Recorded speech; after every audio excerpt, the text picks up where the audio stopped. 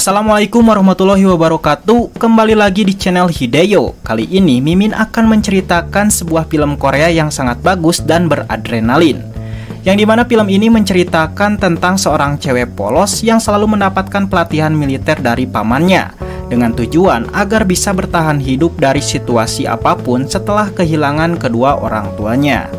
Awalnya ia menganggap pelatihan dari pamannya hanya sebuah latihan biasa dan tidak pernah serius dengan nasihat dan pelatihan yang diberikan pamannya dari kecil. Lalu saat dewasa ia pun memutuskan untuk melanjutkan sekolahnya ke perguruan tinggi, namun tiba-tiba hal buruk terjadi yang dimana ia mendapatkan kabar kalau pamannya telah meninggal akibat bunuh diri. Akibat hal itulah ia pun memutuskan untuk kembali ke rumah pamannya, dan saat di sana ia menemukan hal-hal aneh yang ternyata pamannya ini merupakan seorang pedagang senjata ilegal.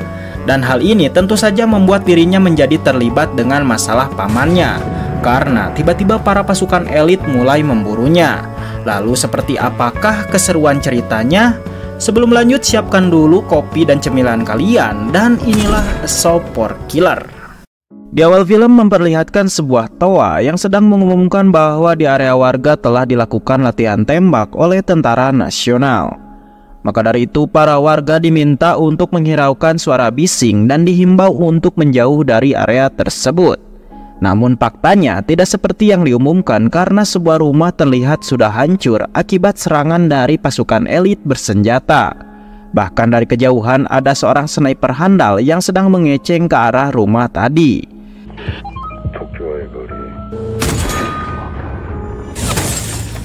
Sementara di dalam rumah, kita akan diperkenalkan dengan pemeran utama dalam film ini bernama Jeong Jian yang terlihat sedang panik karena telah menjadi incaran para pasukan elit. Lalu di sana juga ada seorang perempuan dan pria yang telah terluka. Dan kejadian ini tentu saja membuat kita bertanya-tanya apa yang sebenarnya terjadi. Lalu Jian yang panik mencoba mengambil sebuah pistol dan mencari cara untuk menyerang balik si sniper.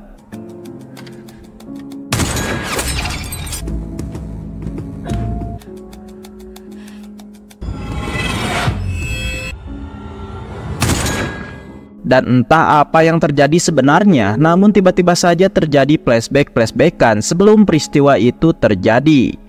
Yang dimana saat itu Jian sedang berada di kantor polisi karena kasus dirinya telah mengajar seorang pria yang ingin memperkawasnya hingga bonyok.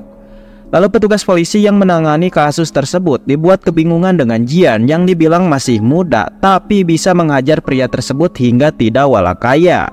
Bahkan Jian juga bisa menghindari rekaman CCTV saat dirinya menghajar si pria yang ingin memperkawasnya. Akibat hal itulah polisi pun menjadikan Jian sebagai korban dan kini Jian pun dibebaskan. Namun di saat itu juga tiba-tiba Jian mendapatkan telepon yang mengabarkan kalau pamannya yang bernama Jeong Jingman kini telah meninggal akibat bunuh diri. Mendengar itu Jian pun terkejut dan langsung bergegas pergi ke rumah pamannya. Selama di perjalanan Jian merasa tidak percaya kalau pamannya yang telah membesarkannya ternyata telah bunuh diri. Merasa ada yang janggal, Jian pun mencoba menanyakannya kepada petugas polisi yang menangani kematian pamannya. Lalu petugas polisi mengatakan kalau mereka tidak menemukan keanehan dengan kematian pamannya Jian. Dan hal ini tentu saja membuat Jian percaya dan harus merelakan kematian pamannya.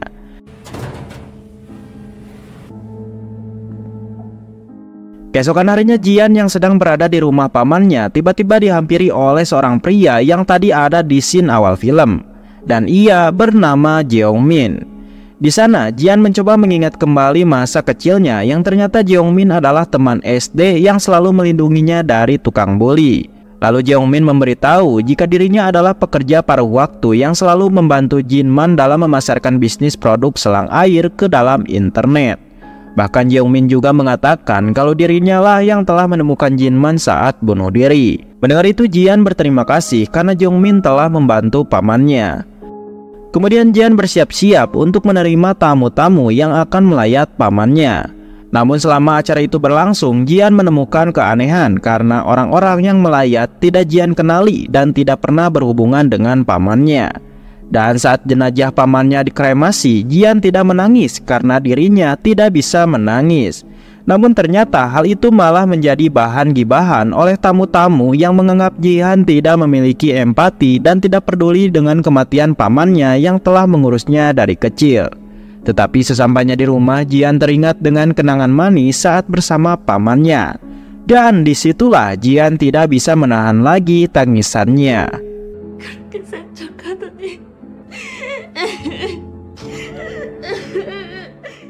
Namun tidak lama, Jeongmin datang untuk mengembalikan ponsel milik Jinman yang telah ia temukan. Lalu Jihan yang tidak tahu apapun mencoba membuka ponsel tersebut.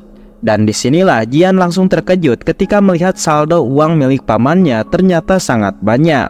Melihat itu Jihan meminta bantuan kepada Jeongmin untuk mencari tahu apakah uang-uang tersebut merupakan hasil dari penjualan selang air di internet. Di saat itu juga Jeongmin langsung mencari tahu, dan ketika dilihat Jeongmin mengatakan kalau saldo sebanyak itu tidak mungkin hasil dari penjualan dari selang air, karena keuntungan dari selang air sangat sedikit. Menyadari ada yang janggal, Jeongmin pun mencoba mencari tahu dari riwayat-riwayat transaksi yang sering dilakukan Jinman. Dan tadi sangka-sangka Jeongmin malah menemukan situs-situs lain yang mengarah ke web ilegal bernama Mortal Hub. Mendengar nama tersebut, Jihan langsung teringat bahwa tulisan Mortal Hub telah dijadikan tato di tangan pamannya. Merasa penasaran, Jihan pun menyuruh Jeongmin untuk masuk ke situs tersebut. Dan disinilah mereka pun langsung dibuat terkejut karena ternyata situs Mortal Hub merupakan situs perdagangan senjata ilegal yang dikelola oleh Jinman. Dan di saat itu juga tiba-tiba muncul noti pesan dari seseorang yang mengatakan bahwa setelah Jinman mati, maka target selanjutnya adalah Jihan. Dan tidak lama dari itu tiba-tiba bel rumah berbunyi yang membuat Jihan dan Jeongmin langsung panik. Dan ternyata tamu tersebut merupakan wanita yang terluka di scene awal bernama Min Hye yang kini sedang bersiap untuk masuk dengan pistol yang ada di tasnya. Lalu Jihan yang ketakutan menyuruh Min Hye untuk pulang dengan alasan dirinya akan beristirahat. Tetapi tiba-tiba saja Min Hye berada di pintu depan yang langsung membuat Jihan terkaget-kaget. Tidak hanya itu, drone-drone canggih mulai bermunculan ke arah rumah Jinhan untuk mengincarnya. Namun entah apa yang akan terjadi karena scene tiba-tiba flashback kepada Jihan saat masih kecil dan pertama kali Jihan bertemu dengan Jinman. Yang dimana saat itu Jinman yang bertahun-tahun tidak pernah pulang tiba-tiba ingin pulang ketika mendapatkan kabar kalau nenek Jihan telah meninggal. Dan saat akan berangkat, Jinman memberikan nasihat kepada Jihan untuk menjadi kuat. Di sana Jihan melihat kalau pamannya itu bukan orang biasa karena tiba-tiba saja temannya paman Jihan datang dengan kondisi lemas seperti telah dikejar-kejar. Dan tidak lama datang seseorang yang langsung membunuhnya.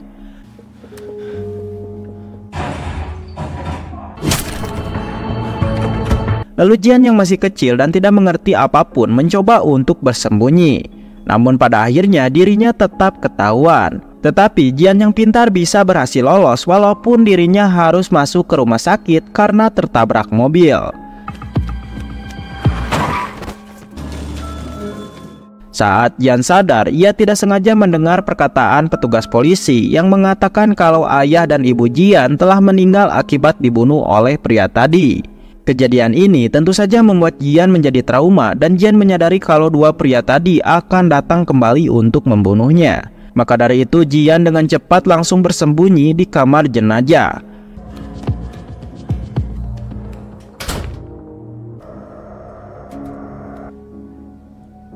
Tidak lama dua pria yang mengincarnya datang dan ternyata mereka berhasil menemukan keberadaan Jihan. Namun saat Jihan akan dibunuh, tiba-tiba Jinman datang dan langsung membunuh mereka berdua.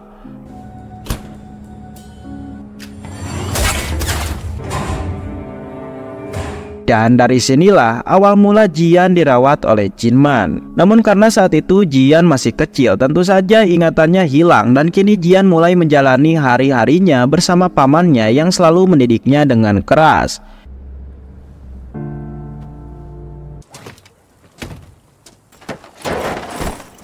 나는 너의 엄마 아빠가 아니야. Namun tanpa sepengetahuan Jihan, ternyata pamannya selalu mengkhawatirkan Jihan. Tidak hanya itu, Jinman juga harus mengganti peran kedua orang tuanya Jihan dan harus bertanggung jawab dalam peran pendidikannya Jihan. Dan sampai saat ini Jian masih menganggap kalau pamannya sangat cuek, dan ternyata hal itu disengaja dilakukan oleh Jinman untuk mendidik Jian agar tidak cengeng dan bisa mandiri. Tetapi dibalik itu Jinman juga selalu mengawasi Jian dari belakang untuk memastikan keselamatannya. Hingga akhirnya Jian yang terbiasa dengan kecuekan pamannya, ternyata dirinya tidak pernah melaporkan bahwa Jian selama ini selalu dibully oleh teman sekelasnya. Dan orang yang mengetahui itu hanya Jeongmin saja karena ia selalu membantu Jian. 왜 오바야? Namun suatu hari, Jinman yang sedang sibuk baru mengetahui kalau Jian telah disekap oleh temannya di sebuah gedung. Dan saat Jinman datang untuk menyelamatkan Jian, disinilah Jinman langsung merasa sedih dan memikirkan cara agar Jian bisa kuat dan bisa melawan orang-orang yang membulinya. Semenjak kejadian itulah, Jinman mencoba melatih bela diri kepada Jian, walaupun hal itu sangat sulit dilakukan karena Jian selalu bercanda. Kemudian scene berganti dengan Jian yang sudah berumur 17 tahun. Namun Jinman yang menganggap Jian masih belum bisa bela diri, tiba-tiba mengajaknya untuk pergi ke rumahnya yang berada di atas gedung. Sesampainya di gunung, Jinman berpura-pura sakit dan menyuruh Jian untuk pergi seorang diri mencari obat. Lalu sebelum pergi, Jinman memberikan sebuah ketapel karena di gunung ini banyak sekali hewan-hewan buas. Lalu Jian yang tidak tahu dirinya sedang dites, dengan polosnya ia pun langsung pergi dari sana. Dan saat di jalan, ia bertemu dengan anjing-anjing hutan yang sangat ganas. Lalu Jian yang teringat dengan perkataan pamannya mencoba melawan anjing-anjing tersebut menggunakan ketapel miliknya.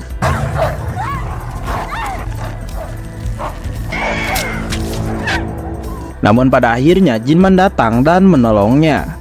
Setelah itu Jinman menyuruh Jian untuk belajar membidik dengan baik dan benar. Bahkan ia juga mengajarkan Jian cara merakit pistol dan cara menggunakannya.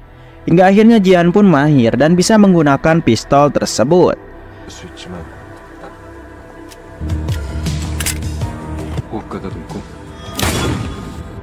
Kemudian scene kembali ke masa sekarang yang dimana Jian merasa Min-hee telah pergi. Namun tiba-tiba Jeongmin memanggilnya dan mengatakan kalau situs Mortal Hub adalah situs yang sangat canggih.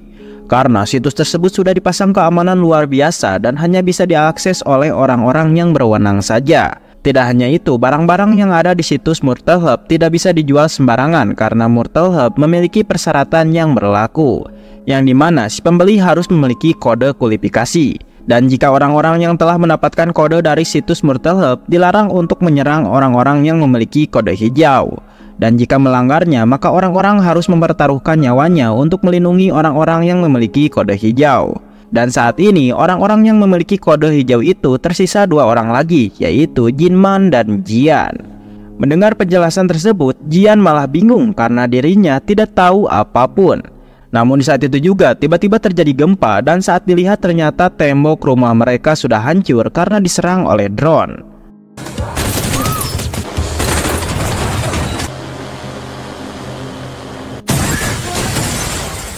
Lalu Jian yang menyadari dirinya sedang diincar tentu saja langsung menghindar dari serangan drone tersebut. Lalu Jian mengambil ketapel miliknya dan berhasil menghancurkan drone tersebut.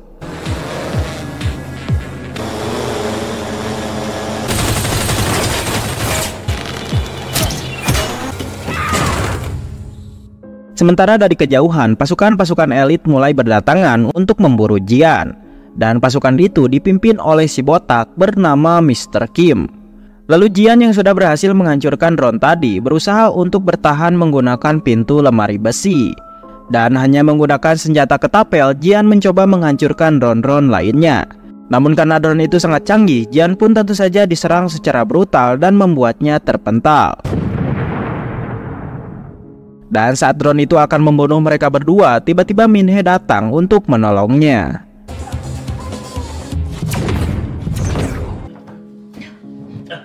Awalnya Jian dan Jeongmin tidak percaya dan langsung menyerang Min-hee. Namun Min-hee sangat kuat dan berhasil membuat Jeongmin pingsan. Tidak hanya itu, Min-hee juga berhasil melumpuhkan Jian dan langsung men-scan tangan Jian dengan sebuah alat. Dan alat tersebut langsung menunjukkan bahwa Jian memiliki kode hijau. Setelah mengetahui itu, Min-hee mengatakan kalau Jian sangat berbeda dengan Jinman yang selalu apik dalam bertindak dan penuh perhitungan. Maka dari itu, jika Jian ingin selamat, maka dirinya harus bergerak seperti Jinman. Namun di sini Jihan tidak memperdulikannya karena ia masih belum percaya kepada Min-hee sehingga Jihan pun kembali menyerangnya. Tapi di saat itu juga Min-hee merasakan ada orang yang sedang mengincar Jihan dari kejauhan menggunakan sniper. Sehingga inilah yang dilakukan Min-hee.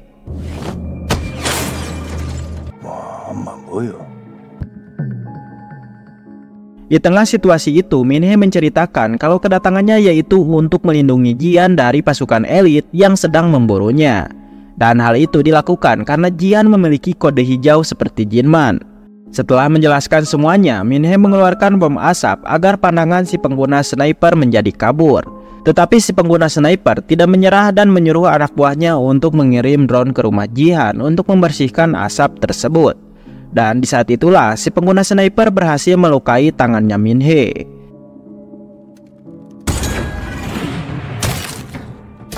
Melihat itu Jihan panik dan dirinya hanya bisa terdiam. Sementara di luar Mr. Kim menyuruh semua pasukannya untuk maju. Di tengah kepanikan itu Jihan teringat dengan perkataan Jinman mengenai titik buta yang tidak bisa dilihat. Maka dari itu Jihan langsung mengambil serpihan kaca untuk melihat posisi si pengguna sniper. Walaupun terus ditembak, Jihan tidak menyerah dan berusaha mencari titik buta si pengguna sniper. Dan pada akhirnya Jihan pun berhasil menemukan titik butanya, yang dimana si pengguna sniper tidak akan bisa membidik Jihan jika berada di posisi atas. Setelah memastikan itu, Jihan pun langsung mengambil pistol dan inilah yang dilakukannya.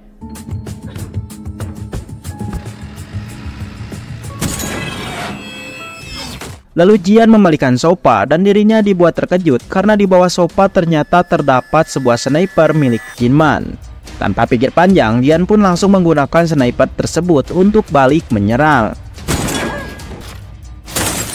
Namun di saat itu anak buah Mr. Kim datang. Untungnya Min-hee dengan cepat langsung menembaknya. Menyadari rumah ini sudah terkepung, Min-hee menyuruh Jihan dan Jeongmin untuk pergi ke tempat kerja Jinman karena di sana terdapat ruangan rahasia.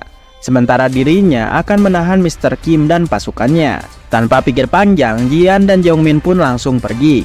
Sementara Min-hee berusaha untuk melumpuhkan si pengguna sniper terlebih dahulu. Setelah itu, Min-hee tertembakkan dengan pasukan Mr. Kim yang berusaha mengincar Jihan. Sementara Jihan sendiri sampai ke ruangan rahasia milik Jinman. Tetapi di sana terdapat sebuah alat kode akses untuk masuk ke sana. Lalu Jihan yang tidak tahu kodenya mencoba memasukkan nomor-nomor secara acak. Dan tentu saja hal itu gagal. Namun tiba-tiba Jihan teringat dengan Jinman yang selalu menyuruhnya untuk mengingat nomor induk siswa milik Jihan. Dan disinilah Jihan pun langsung memasukkan kode tersebut yang ternyata berhasil. Namun saat di dalam mereka dibuat terkejut karena di sana terdapat banyak sekali senjata. Lalu muncullah pria bertopeng yang mengaku bernama Brother yang langsung menodongkan pistol ke arah mereka berdua. Sementara Min-hee sendiri masih berusaha menahan pasukan Mr. Kim. Karena jumlah mereka sangat banyak, Min-hee mempunyai rencana bagus dan ia langsung mematikan lampu di area sana. Dan saat salah satu anak buah Mr. Kim menyalakan lampu, di sanalah Min-hee menggunakan kesempatan itu untuk membunuhnya. Mr. Kim yang menyadari itu tentu saja langsung menyuruh semua pasukannya untuk mematikan lampu. Dan tidak lama Kim berhasil menemukan keberadaan Min-hee. Namun ternyata Min-hee sudah berpindah posisi dan tanpa disadari Min-hee diam-diam langsung membunuh anak buah Kim. Dengan bermodal kecerdikan, Min-hee berhasil membantai mereka semua dan menyisakan Mr. Kim seorang diri.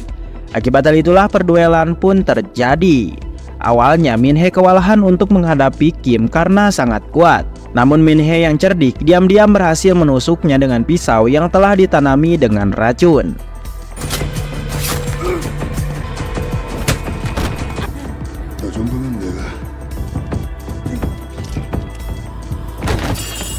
Kembali lagi dengan Jihan yang sedang dipaksa si Brother untuk memborgol Jeongmin. Namun saat si Brother lengah, Jihan menggunakan kesempatan itu untuk menyerangnya. Dan disinilah terjadilah flashback-flashbackan ketika Jihan PDKT dengan teman sekolahnya. Namun di saat itu hubungan mereka diganggu oleh Jinman dan Pasin yang merupakan temannya Jinman. Akibat hal itulah si pria yang dekat dengan Jihan malah menjadi takut dan menganggap Jihan sebagai orang aneh. Merasa kesal, Jihan pun langsung menyerang Jinman yang telah mengganggu hubungannya. Namun Jinman dengan mudah menangkisnya. Di sini Jian tidak menyerah dan terus menyerang pamannya. Tetapi seperti biasa tidak ada satupun serangan yang mengenai Jinman. Melihat itu Jian pun kesal dan mencoba meminta bantuan kepada temannya Jinman yang jago bela diri, yaitu si Pasin, untuk mengajarinya. Awalnya Pasin tidak mau mengajari ilmu bela diri kepada Pasin. Namun Jian membujuknya dengan mengatakan kalau ia akan memberikan semua gajinya yang didapat dari kerja paruh waktu. Dan pada akhirnya Pasin pun setuju untuk mengajarinya, yang mana padahal hal tersebut sudah masuk bagian rencana Jinman. Hari demi hari Jian pun berlatih dengan giat karena tujuannya yang ingin menghajar pamannya. Bahkan saking semangatnya Jian selalu berlatih di tempat kerjanya. Dan setelah sekian lama berlatih, akhirnya Jian jago dalam bela diri. Namun saat dicoba, dirinya masih belum bisa untuk menghajar pamannya yang memiliki mekanik kecepatan dalam menghindar. Lalu Pasin pergi dari sana setelah menganggap Jian sudah jago dalam bela diri. Dan saat malam itu Jian menemukan teman perempuannya sedang dibully oleh para pria. Disinilah Jian pun mempraktekkan ilmu bela dirinya kepada mereka. Tapi saat akan melawan satu orang lagi yang menggunakan senjata, tiba-tiba Jinman datang dan dengan mudah mengalahkan si pria itu. Setelah kejadian tadi, Jinman menasihati Jian untuk tidak bertindak seperti tadi. Karena jika seseorang sudah memakai senjata, maka lebih baik Jian kabur. Kembali ke masa sekarang, yang dimana Jian berhasil membuat si brother pingsan. Di sana Jian dibuat terkejut ketika mendapati banyak rekaman CCTV yang menandakan dirinya selalu diawasi oleh Jinman. Merasa kesal, Jian pun mencoba menanyakannya kepada si brother apakah hal itu memang dilakukan oleh pamannya. Namun brother tidak menjawabnya, dan saat Jian lengah, si brother pun berhasil kabur dari sana. Menyadari itu Jian pun mengejarnya, tetapi ia malah terjatuh ke dalam lubang yang telah diarahkan oleh si brother. Dan di sana terdapat CCTV yang memperlihatkan keadaan ruangan senjata. Lalu si brother mematikan lampu dan dirinya menggunakan alat infrared untuk menangkap Jeongmin. Dan pada akhirnya Jeongmin tidak bisa berbuat apa-apa dan berhasil ditangkap. Setelah itu brother menyuruh Jian untuk membuka laci di sana yang terdapat dokumen berisi peraturan situs Mortal Hub. Di sini juga brother juga memberitahu kalau situs Mortal Hub akan diwariskan kepada Jian, dan brother juga berjanji akan patuh kepada Jian. Mendengar itu Jian pun setuju dan akan menerima warisan dari pamannya itu. Disinilah Jian pun langsung dibebaskan. Namun tiba-tiba Jian menodongkan pistol ke arah brother dan menyuruhnya untuk membebaskan Jeongmin. Di sini brother menolaknya karena menurutnya Jeongmin adalah orang yang telah membuat Jinman meninggal. Mendengar itu Jian tidak percaya, ditambah lagi dengan Jeongmin yang mengatakan kalau dirinya tidak mungkin melakukan hal itu. Lalu brother menyuruh Jian untuk membuka pil di dalam komputer yang dimana di sana terdapat bukti kuat. Jian yang merasa penasaran pun mencoba menuruti perkataan si brother. Tetapi tiba-tiba Jeongmin mengatakan jika hal itu adalah jebakan dan dirinya tidak mungkin melakukan hal itu, yang dimana bisa dibuktikan saat dulu Jeongmin merupakan orang yang telah memberitahu Jinman ketika Jian dikurung di dalam gudang. Mendengar itu Jian pun menjadi bimbang dan harus percaya kepada siapa. Dan di sini ia pun kembali mengingat perkataan Jinman yang mengatakan bahwa semua keputusan ada di tangannya Jian. Mengingat hal itu Jian pun akhirnya memutuskan untuk percaya kepada Jeongmin dan menyuruh si brother untuk pergi mengambil obat untuk Jeongmin. Dan saat si brother pergi, Jeongmin pun langsung memeluk Jian dan berterima kasih karena Jian telah percaya kepadanya. Namun siapa sangka Jeongmin menyuntikkan obat lemas kepada Jian, dan di sana ia juga menceritakan tentang kejadian dulu saat Jian dikurung di gudang. Yang dimana ternyata orang yang mengurungnya adalah Jeongmin sendiri. 아까 내가 당해봤잖아. Kemudian scene berpindah kepada si pengguna sniper yang ternyata masih hidup dan telah memanggil bala bantuan yang sangat kuat. Bahkan mereka juga telah disenjatai dengan peralatan canggih. Kemudian cerita berlanjut dengan Jeongmin yang ternyata merupakan komplotan dari organisasi kejahatan bernama Babylon. Dan kini setelah berhasil mengalahkan Jian, tiba-tiba seseorang menghubungi Jeongmin yang menyuruhnya untuk membunuh Jian saat ini juga. Awalnya Jeongmin tidak mau karena ia belum pernah membunuh, tetapi karena diancam, akhirnya ia terpaksa harus melakukannya.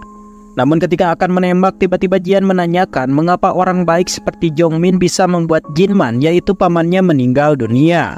Mendengar itu, Jongmin menjawab awal mula dirinya bisa mengetahui perusahaan Mortal Hub dan menjadi suruhan organisasi Babylon. Yang dimana waktu dulu Jongmin yang memiliki ilmu dalam bidang IT ternyata berhasil meretas situs Mortal Hub, dan ia menceritakan keberhasilannya itu kepada temannya yang bernama Asep. Namun siapa sangka bos besar dari Babylon mengikuti mereka dan langsung menculiknya. Lalu keduanya disuruh untuk memperlihatkan kemampuan mereka dalam ngehack. Dan dalam kompetisi itu, Jongmin berhasil menyelesaikan perintah itu lebih dulu. Sementara si Asep langsung dibunuh saat itu juga. Edan. Melihat kematian temannya, si Jongmin ini malah tersenyum yang berarti menunjukkan kalau dirinya adalah psikopat. Lalu Jongmin ditugaskan untuk mendekati Jinman dengan tujuan mengambil alih perusahaan Mortal Hub. Tanpa pikir panjang, Jongmin langsung menjalankan misi tersebut. Dan Jinman tidak menaruh rasa curiga apapun karena sebelumnya Jongmin memang sudah dekat dengan Jian. Lalu Jinman memperkerjakan Jongmin di perusahaannya sebagai pekerja paruh waktu. Dan hal ini tentu saja selalu dimanfaatkan oleh Jongmin untuk mencari informasi mengenai situs Mortal Hub. Tapi siapa sangka Jinman ini sebenarnya sudah tahu kalau Jongmin merupakan mata-mata dari Babylon. Namun entah mengapa Jinman malah seolah-olah memberikan akses kepada Jongmin agar bisa masuk ke situs Mortal Hub, dan Jongmin hampir bisa mengakses sepenuhnya. Tetapi bos besar Babylon yang tidak sabaran malah menganggap Jongmin banyak pleye-pleye dalam menyelesaikan misinya. Akibat hal itulah ia pun menyuruh anak buahnya untuk membunuh Jongmin saat ini juga. Tetapi Jongmin menawarkan kesepakatan lain agar nyawanya diampuni, yang dimana ia akan membunuh Jinman. Lalu dengan pintarnya, Jongmin yang tahu kelemahan Jinman yaitu Jian, dirinya mencoba memanipulasi suara Jian agar seolah-olah Jian ini sedang disekap oleh Babylon. Dan jika Jinman ingin menyelamatkan Jian, maka Jinman harus mengorbankan nyawanya sendiri. Siapa sangka rencana itu ternyata berhasil karena Jinman tiba-tiba pergi ke kamar mandi dan segera melakukan bunuh diri.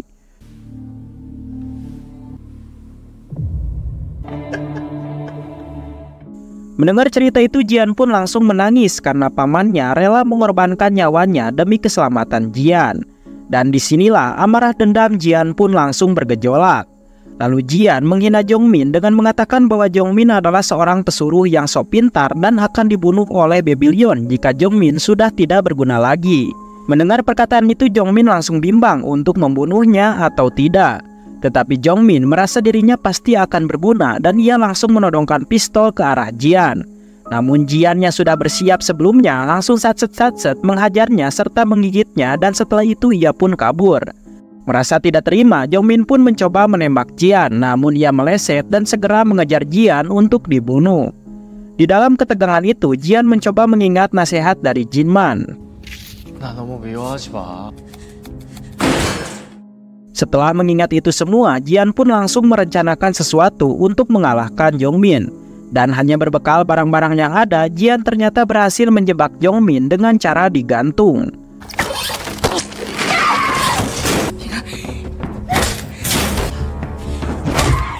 Di tempat lain, si Brother sedang mengobati luka Minhe. Lalu Brother mengatakan jika pasukan Babylon pasti akan datang ke sana. Mendengar itu, Minhe langsung mengeluh karena stok senjata sudah habis dan tidak akan cukup untuk melawan mereka. Namun si Brother tiba-tiba menghancurkan dinding rumah dan memperlihatkan beberapa senjata dan alat-alat canggih yang telah disiapkan oleh Jinman. Bahkan ternyata rumah yang dijadikan mereka untuk berlindung ternyata memiliki keamanan super ketat dan susah untuk ditembus. Lalu si Brother memasukkan kode akses dan membuat rumah tersebut berubah ke mode bertahan dengan menutup semua akses pintu masuk. Songju yang melihat itu tentu saja panik dan menyuruh para tentara bayaran untuk segera bergegas. Saat semua pintu masuk akan tertutup, tiba-tiba muncul seekor robot anjing yang berhasil masuk. Tanpa pikir panjang, Minhe yang berada di sana langsung menembak robot itu. Namun siapa sangka robot tersebut ternyata memiliki kemampuan di luar Nurul karena bisa menghindar dengan cepat. Tetapi Minhe tidak menyerah dan terus menyerangnya.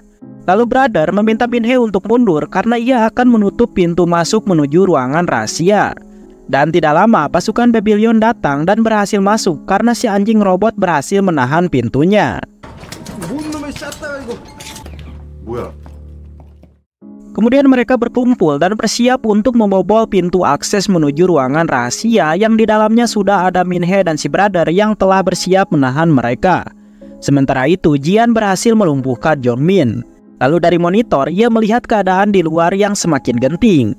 Dan hal ini tentu saja membuat Jian bertanya-tanya dengan tujuan pamannya membuat situs Myrtle Hub serta menjadikannya sebagai pewaris. Maka dari itulah ia pun membaca kembali buku panduan situs Myrtle Hub yang ditinggalkan Jinman, yang dimana di sana tertulis wasiat Jinman jika Jian mengalami kebingungan untuk bertindak, yang dimana Jinman memberikan dua pilihan, yaitu jika Jian ingin lari maka Jinman sudah menyiapkan jalan keluarnya serta uang yang banyak untuk memulai kehidupan yang baru. Awalnya Jian yang sudah frustasi mencoba mengambil pilihan itu, namun ketika melihat semua barang-barang miliknya saat kecil yang disimpan rapi oleh Jinman, akhirnya Jian pun memutuskan untuk kembali ke pertarungan demi melindungi Myrtle Hub. Kembali ke pasukan Babylon yang sedang berusaha melubangi pintu menuju tempat Jian menggunakan robot. Dan setelah berhasil, robot itu menyemburkan gas beracun agar Min-hee dan brother tepar. Namun Min-hee dan brother ternyata sudah mengantisipasi hal ini, yang dimana Min-hee langsung menyuruh brother untuk membuka pintu agar dirinya bisa mengalahkan robot itu. Lalu Min-hee melemparkan bom asap untuk membuat pandangan tentara bayaran itu lemah. Dan setelah itu ia menyerang mereka semua satu persatu.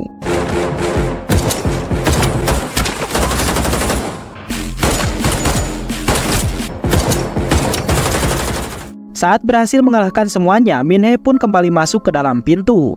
Namun pemimpin pasukannya, kita sebut saja Kuma, ternyata masih hidup dan mencoba menyerang Min-hee. Tetapi tidak lama, Jian datang dan langsung melemparkan granat ke arah Kuma. Lalu Sonju yang melihat itu langsung menyuruh si pengendali robot anjing untuk melihat kondisi Kuma. Dan siapa sangka Kuma ternyata masih hidup dan berhasil melukai Min-hee. Lalu Jian yang sedikit bisa bela diri mencoba untuk melawannya. Namun Kuma sangat kuat dan berhasil mengalahkan Jian. Dan ketika Kuma akan membunuhnya, tiba-tiba seseorang muncul dari belakang dan membunuh Kuma. Dan ternyata itu adalah Pasin, teman Jinman sekaligus gurunya Jian dalam bela diri. Lalu Pasin mencoba menenangkan Jian yang saat itu sedang shock dengan kondisi sekarang. Di sana Pasin juga menyuruh Jian untuk bersiap-siap karena ada seseorang bernama Bell yang sebelumnya telah membunuh semua keluarga Jian ternyata akan datang ke sini. Dan benar saja, aksi perbakuan taman tadi ternyata telah dipantau oleh bos dari Babylon. Lalu ia menyuruh dua anak buahnya yang merupakan pasukan elit untuk turun tangan dan membunuh Jian. Kemudian scene berpindah ke masa 14 tahun yang lalu, yang dimana saat itu Jinman merupakan seorang komandan tentara bayaran yang tengah mendapatkan misi untuk melindungi seseorang dari tentara musuh.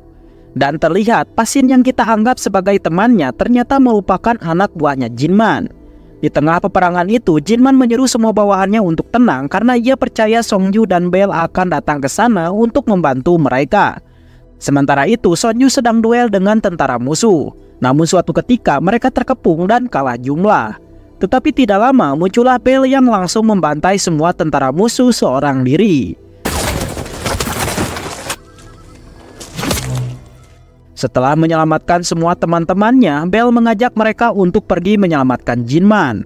Lalu Sonju yang memiliki keahlian dalam sniper langsung menembak para musuh dan berhasil menyelamatkan Jinman.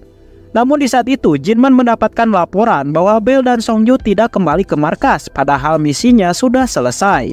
Dan hal ini tentu saja membuat Jinman merasa ada yang janggal. Mengetahui itu Jinman pun mengajak Pasin dan temannya untuk kembali ke markas agar bisa memastikannya. Sementara Bell sendiri ternyata sedang mendatangi rumah warga dan langsung membunuh mereka. Dan hal ini ia lakukan karena dirinya masih belum puas untuk membunuh. Lalu temannya yang melihat itu tentu saja terkejut dan mencoba menasihati Bell bahwa tindakan ini telah melanggar kode etik. Di sini Bell tidak peduli dan ia malah membunuh temannya itu. Sementara di luar Jinman kebetulan datang dan tidak sengaja mendengar suara tembakan. Tanpa pikir panjang, ia pun langsung masuk ke gedung itu dan terkejut ketika salah satu rekannya telah mati. Lalu Bell dan Sonju berbohong dengan mengatakan kalau rekannya itu telah dibunuh oleh warga. Di sini Jinman pun tentu saja tidak percaya dan mencoba menanyakannya lagi. Namun tiba-tiba muncul seorang bocil yang menodongkan pistol ke arah Bell karena bocil itu balas dendam akibat ibunya dibunuh. Dengan sadisnya, si Bell ini langsung membunuh bocil tersebut. Dan disinilah Jinman pun marah dan langsung menjebloskannya ke penjara karena telah melanggar kode etik. Namun saat sidang dimulai, Sonju yang merupakan saksinya mencoba untuk mendukung Bell. Sementara Jinman yang merasa bahwa Bell adalah salah, awalnya ia mau menyalahkannya. Tetapi karena desakan dari atasannya, Jinman pun malah mendukung Bell juga sehingga Bell pun dibebaskan kembali. I didn't. Saat mereka kembali ke Korea, ternyata para bawahannya banyak yang berbelok kepada Bell dan menganggapnya lebih kuat dibandingkan dengan Jinman. Bahkan Sonju juga berani menasihati Jinman di depan pasukannya. Dan hal ini membuat Pasin marah karena ia lebih percaya kepada Jinman. Bahkan hampir saja terjadi pertarungan, tetapi Jinman yang baik hati mencoba menenangkan mereka.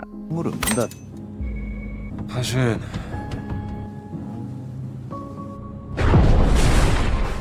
Akibat peristiwa itulah Jinman mengadu kepada atasannya dan meminta untuk tidak memasukkan Bell dan Sonju ke dalam pasukannya. Mendengar itu, si bos akan menuruti keinginan Jinman setelah menyelesaikan misi menangkap bandar narkoboy hidup-hidup. Karena jika didahului oleh Bell, maka bandar tersebut akan mokat. Kemudian saat misi itu dimulai, Jinman yang masih pemimpin Bell mencoba untuk menasihatinya dan meminta untuk tidak melakukan hal bodoh. Tetapi saat misi bergerak, Bell terlihat sangat gabut karena misi penangkapan bandar narkoboy itu sangat mudah. Namun tidak lama, beberapa pasukan menemukan dua penjahat yang masih hidup. Dan disinilah Bell langsung membunuh mereka sebagai bahan hiburan karena kebetulan Jinman tidak berada di sini. Yang dimana Jinman sedang memburu bos narkoboy. 이제 무장했네.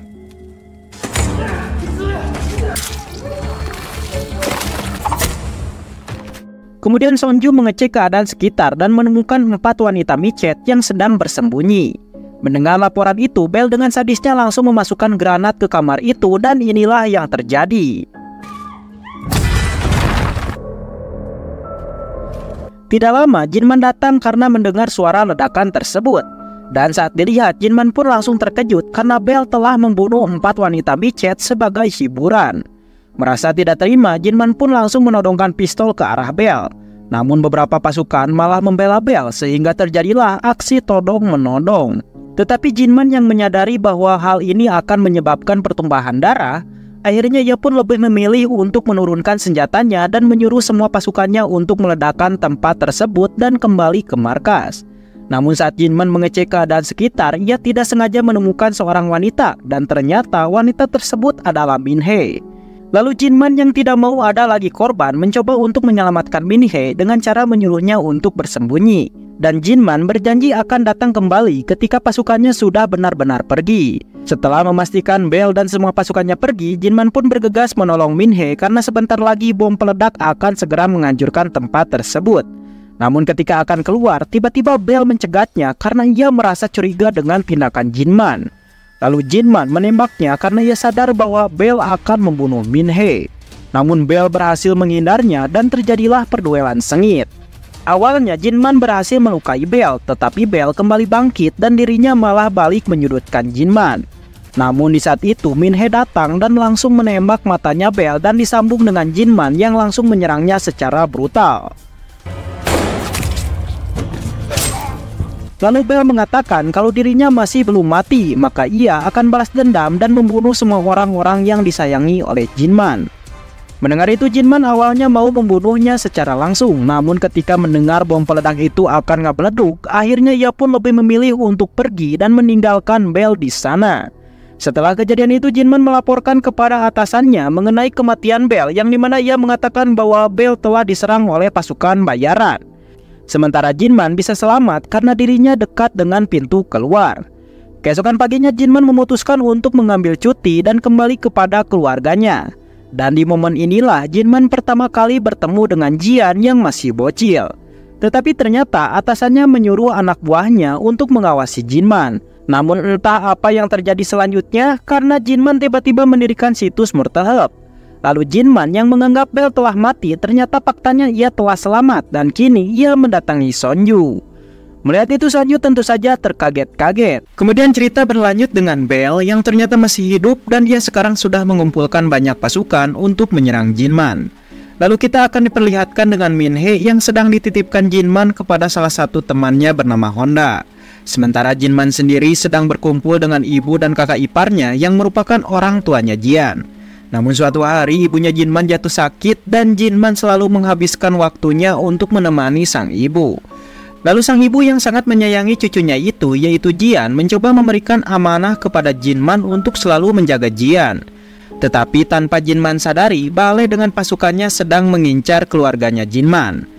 Di tempat lain, Honda, yaitu sahabat Jinman, terlihat sedang berbenah, dan Honda ini memiliki sedikit kekurangan yang dimana dirinya tidak bisa berbicara. Tapi siapa sangka Honda ini ternyata merupakan pedagang senjata ilegal yang pertama sebelum Jinman mendirikan Murtel Hub. Akibat bisnis itulah Honda selalu waspada dan memasang beberapa area rumah dengan CCTV. Lalu dari monitor ia melihat seseorang sedang berusaha masuk ke rumahnya, dan dengan sigap ia pun langsung mengambil senjata sambil mengecek siapakah orang yang telah menyusup ke rumahnya. Dan ternyata orang tersebut adalah Jinman, sahabat baiknya sendiri. Lalu Honda dengan bahasa isyarat mengatakan jika dirinya akan mendirikan bisnis senjata ilegal terbesar di dunia dan akan dibantu dengan adiknya yang memiliki kemampuan dalam bidang IT. Dan ternyata adik yang Honda maksud adalah si brother. Sementara Min-hee terlihat sangat senang ketika Jinman datang ke sini. Lalu Min-hee yang belum memiliki kemampuan seperti sekarang ternyata bakatnya sudah tercium oleh Honda. Yang dimana saat itu Min-hee memiliki ketertarikan dengan pistol dan bisa merakitnya dengan mudah. Mendengar kabar itu Jinman merasa senang, tetapi karena asiknya ngobrol, Jinman pun akhirnya lupa waktu dan dirinya tidak menyadari jika ibunya saat ini telah didatangi oleh Bell. Yang dimana sebelumnya Bell dengan bawahannya yang dulu dikomandani oleh Jinman, ternyata mereka berencana akan membunuh Jinman beserta keluarganya. Tetapi awalnya rencana itu sempat ditolak oleh salah satu pasukan karena dirinya menganggap bahwa keluarganya Jinman tidak usah dilibatkan. Namun karena rencana itu merupakan keinginan Bell, akhirnya si pria itu mau menurutinya. Dan terlihat Bell sekarang sedang berada di rumah sakit menemui ibunya Jinman. Tanpa pikir panjang, ia pun langsung membunuh ibunya Jinman dengan sadis. Lalu Jinman merasa kematian ibunya sangat tidak wajar dan ia langsung meminta sang kakak untuk melakukan otopsi. Tetapi kakaknya menolak karena ia menganggap kematian ibunya disebabkan akibat penyakit dideritanya. Saat acara itu berlangsung, Jinman melihat Jian kecil sedang bangor dan membuat ibunya kerepotan. Maka dari itu ia pun langsung membawanya pulang. Namun tanpa ia sadari, ternyata Songyu dan yang lainnya datang ke acara pemakaman ibunya dengan tujuan akan mengeksekusi orang tuanya Jian. Lalu Songyu berpura-pura meminta bantuan untuk membawakan karangan bunga yang ia bawa. Padahal sebenarnya Songyu ingin membawa kedua orang tuanya Jian ke tempat sepi untuk dibunuh saat itu juga.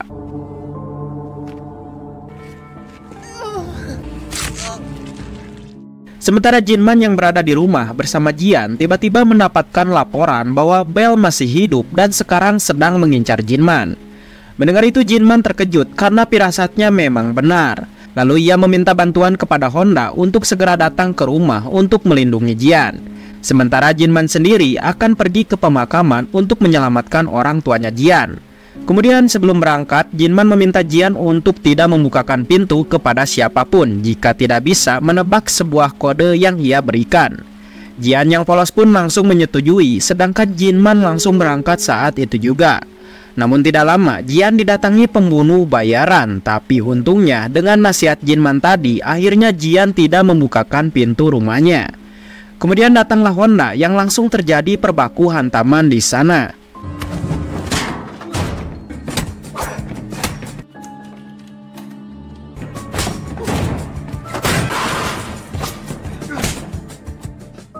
Dengan keahlian Honda yang sangat hebat, tentu saja ia berhasil mengalahkan si pembunuh bayaran.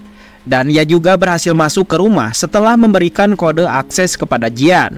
Namun siapa sangka di luar Songyu dan bawahannya telah datang, maka dari itu Honda dengan cepat langsung menyembunyikan Jian di kamar.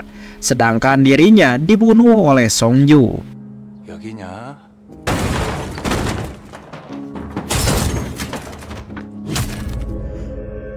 Kemudian Jinman yang berada di jalan mencoba menghubungi Honda beberapa kali untuk menyuruhnya membawa Jian pergi. Tapi tiba-tiba Jinman dicegat oleh seseorang dan ketika akan menghindar tiba-tiba sebuah truk besar datang dan menabrak mobilnya. Lalu dari dalam truk keluarlah beberapa pasukan elit yang langsung menyerbu Jinman. Tetapi Jinman yang sudah pro player, dirinya berusaha tenang dan ternyata mobil yang dia gunakan juga anti peluru. Lalu Jinman mengeluarkan senjata deredet dan menyerang semua pasukan itu seorang diri.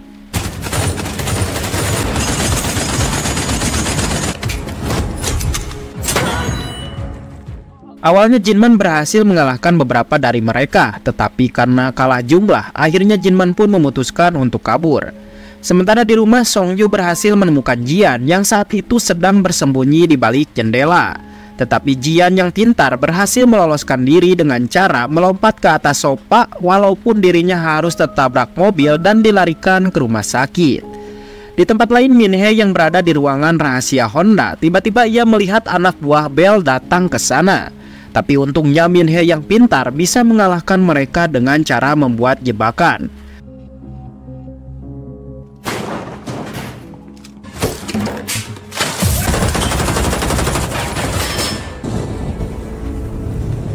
Kemudian scene berpindah kepada pasien yang dimana saat itu ia telah pensiun dari tentara bayaran.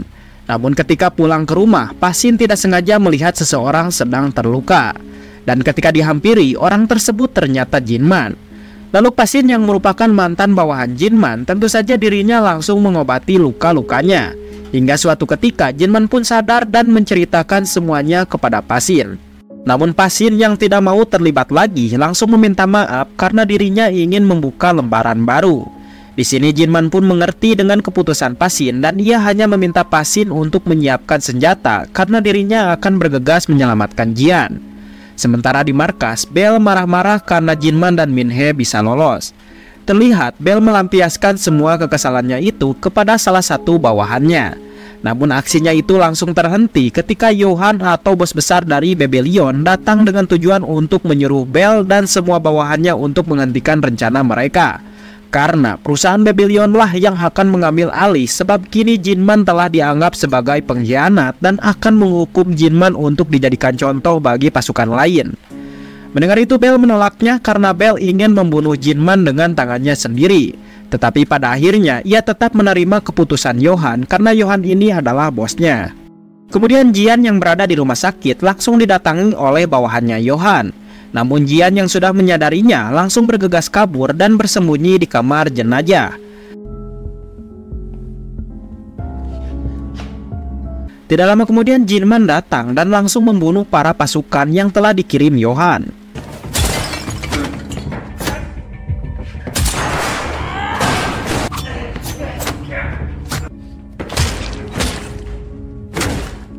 Dan saat Jinman berhasil menyelamatkan Jian, sebenarnya Bell dan pasukannya telah menyergap Jinman.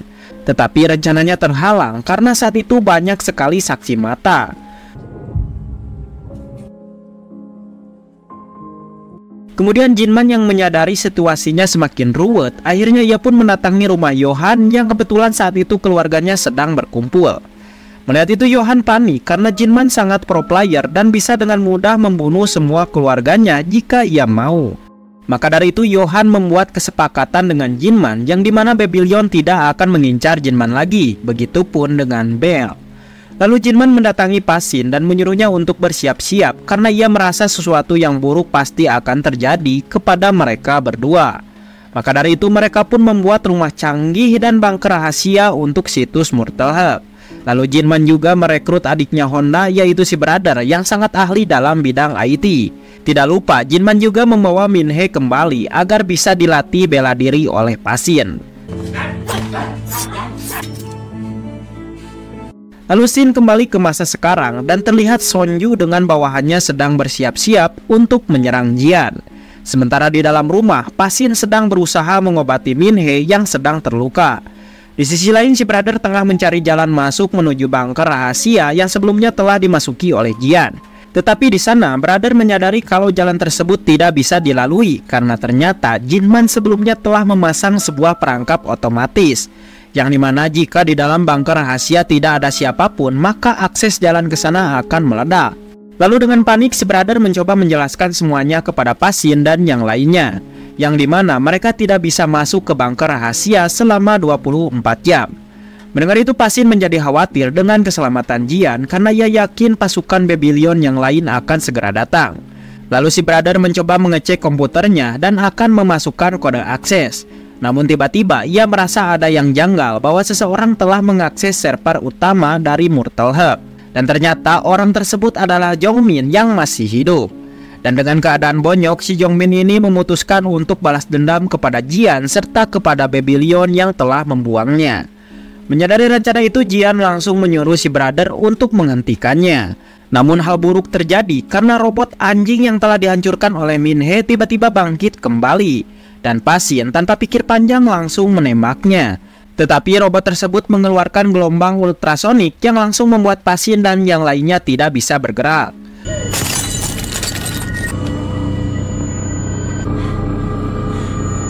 Kemudian Pasin menyuruh Jian untuk segera pergi sambil membawa si brother. Sementara dirinya akan menahan para pasukan Babylon yang sebentar lagi akan datang bersama Min He. Dan benar saja, tiba-tiba sebuah mobil menerobos masuk yang ternyata itu adalah si Songyu bersama dua bawahannya yang terlihat kembar. Lalu Min He yang masih terluka mencoba menyelamatkan Jian, tetapi ia langsung dicegat oleh si kembar. Lalu Pasin menantang si kembar untuk duel menggunakan pisau, dan ternyata tantangan itu diterima karena si kembar menyadari Pasin akan kalah. Namun siapa sangka Pasin sangat kuat dan berhasil menyudutkan mereka berdua. Tetapi karena lukanya yang terus bercucuran, akhirnya tenaga Pasin mulai melemah dan ia juga mulai diserang balik oleh si kembar. Sementara itu Songyu yang berada di kamar mencoba mencari Jian, namun Jian yang sudah bersiap langsung menyerangnya. Tetapi hal itu berhasil dihadang karena Songyu merupakan pasukan elit yang memiliki banyak pengalaman. Lalu saat Jian terdesak, si brother mencoba membantunya, namun Songyu sangat kuat dan berhasil mengalahkan si brother dengan mudah.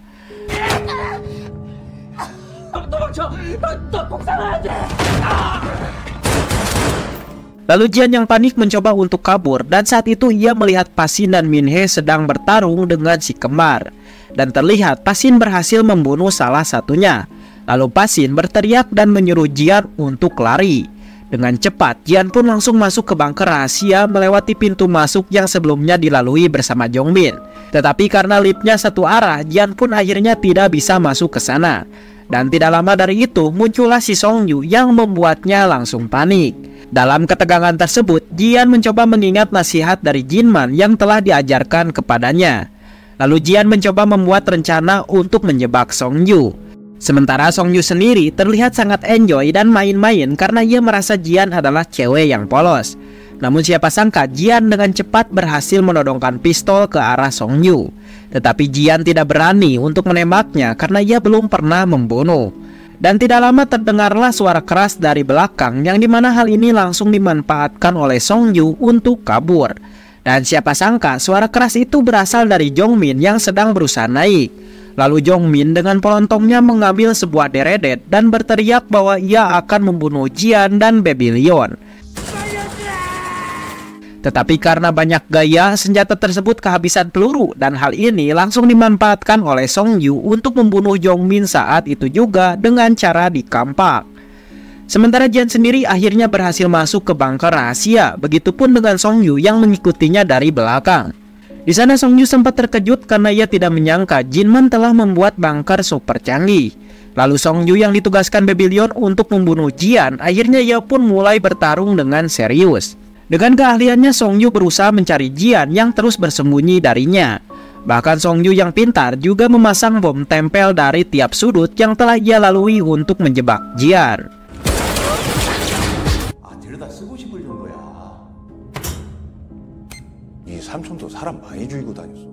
Sementara Jian sendiri mencoba untuk tenang dan mencari kesempatan untuk menyerang Songyu lebih dulu. Tetapi saat itu ia tidak sengaja menyentuh bom tempel yang telah dipasang oleh Songyu.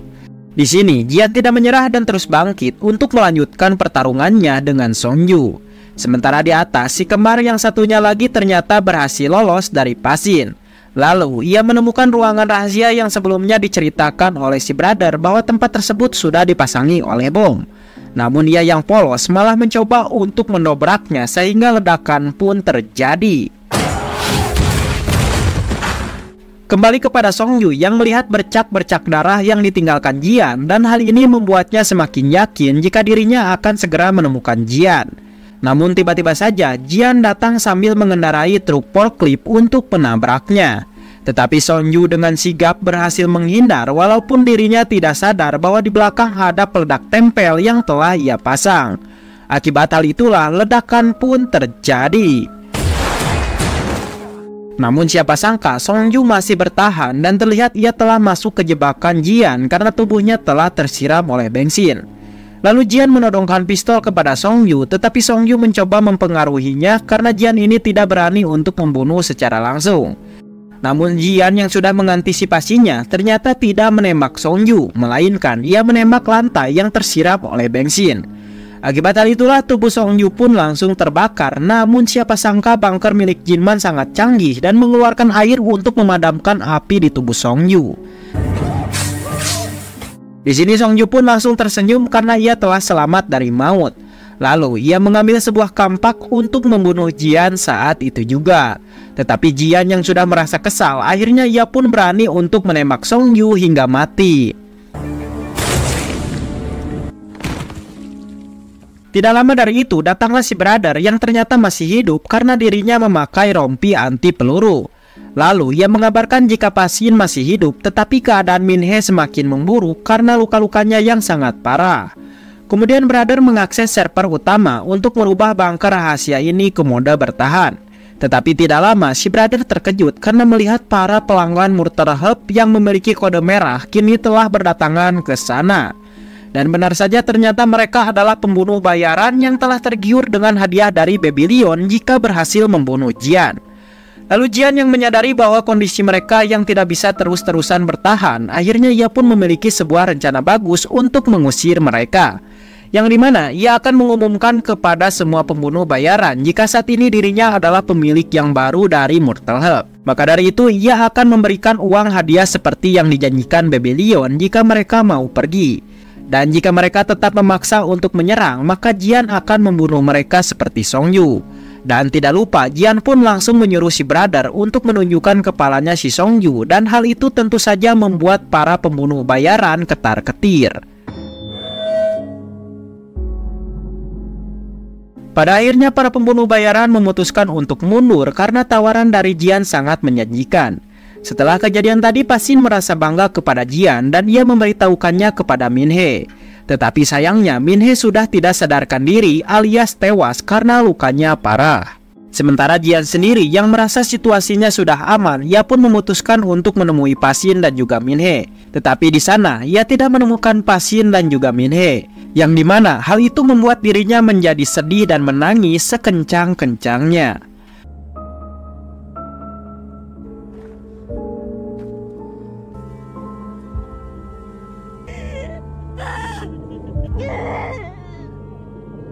Tidak lama kemudian Jian melihat sebuah kendaraan berdatangan ke rumahnya. Dan Jian yang merasa kesal dengan kondisi saat ini, akhirnya ia pun langsung menghampiri mobil tersebut sambil menodongkan senjata. Tetapi ternyata mobil tersebut bukanlah musuh, melainkan petugas kebersihan mayat. Yang pastinya mereka adalah kelompok netral dan hanya bekerja sebagai tukang bersih saja. Kemudian pagi harinya Jian merenung seorang diri sambil melihat tim kebersihan bekerja. Namun tidak lama mereka mendapatkan informasi jika sebuah mobil mencurigakan sedang datang ke sana. Lalu Jian dengan beraninya bersama tim kebersihan langsung menghampiri mobil tersebut. Namun Jian langsung terkaget-kaget karena orang yang berada di dalam mobil itu adalah Jinman yang ternyata masih hidup, guys.